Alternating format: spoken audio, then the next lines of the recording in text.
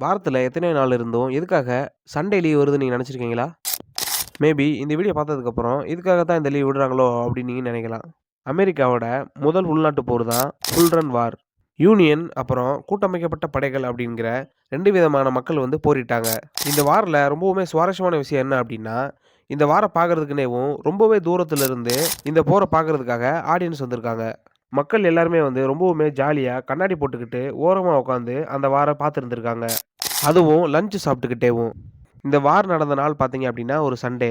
So, அதனால வாஷிங்டன்ல இருக்க மொத்த மக்களுமே பார்த்தீங்க அப்டின்னா, சுற்றுலா கூடயே தூக்கிட்டு வந்துட்டாங்களாம். ஃபைனலி மக்கள் அங்க வந்ததுக்கான காரணம் என்ன அப்டின்னு பார்த்தீங்கன்னா, ஒரு போர நேர்ல பார்க்கறதுக்காக இருக்கலாம்.